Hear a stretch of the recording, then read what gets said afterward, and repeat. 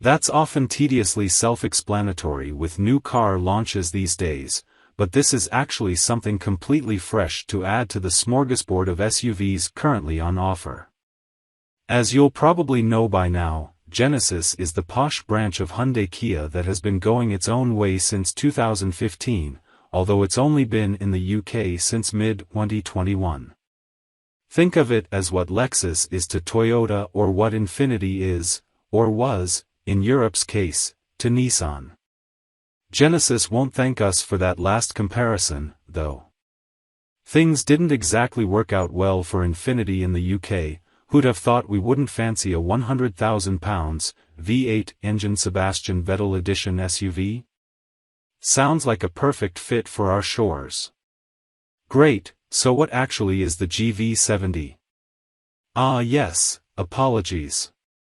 The GV70, the V apparently stands for versatility, is Genesis' second SUV and is designed to compete with the BMW X3, the Audi Q5, the Porsche Macan and the Mercedes GLC.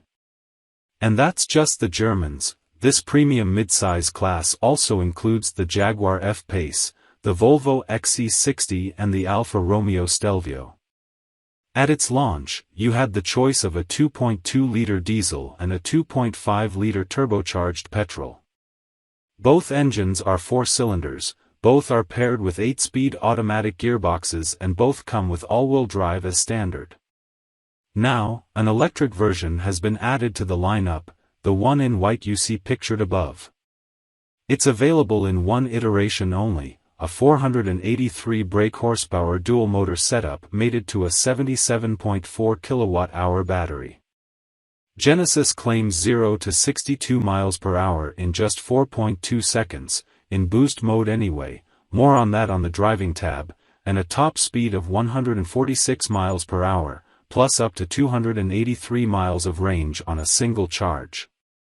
It supports ultra-fast 350 kilowatts charging too, meaning 10 to 80% is possible in 18 minutes if you can find a plug capable of those speeds, as well as V2L, vehicle-to-load, capability, so you can power any electrical appliances of your choosing. It looks a bit brash, doesn't it?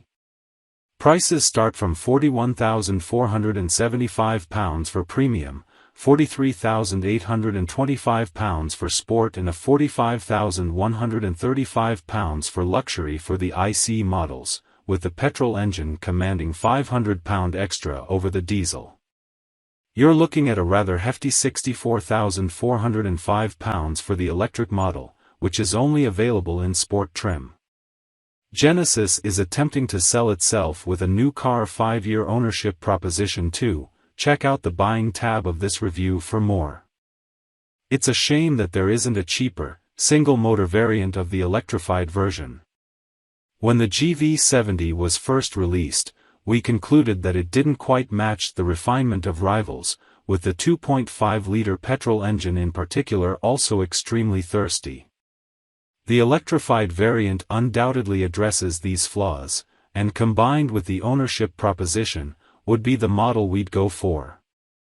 It's a shame that there isn't a cheaper, single-motor variant however, with the near £65,000 starting price a tough sell-up against more established rivals including the likes of the BMW 9/3, Mercedes-Benz EQC and Jaguar I-Pace. Still, if you can get on board with the GV70's price and outside looks, you'll be even happier once you get. It's the Genesis GV60, the South Korean firm's first ever EV and one of 3 that it'll launch in the next year or so.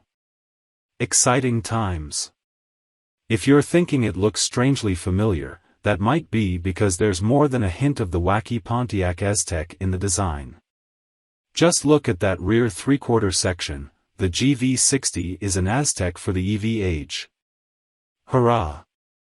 It may also be because it's based on the same EGMP platform as the impressive Kia EV6 and Hyundai Ioniq 5. Clearly Hyundai went super retro with its blank sheet design, but the Kia and the Genesis share a similar-looking coupe crossover body shape. Wait, what's Genesis? Ah yes. Genesis is still fairly new to our shores, and there's no doubt you'll be asked this question on the regular if you plump for a GV60 over its myriad rivals. Essentially, it's the posh branch of the Hyundai Kia megacorp, much like Lexus is to Toyota and Infiniti is to Nissan, although that venture didn't end so well in the UK.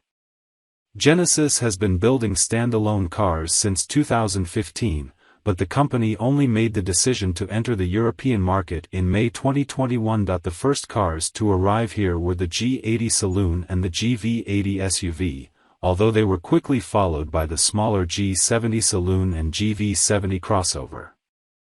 Getting the hang of the naming structure already, aren't you?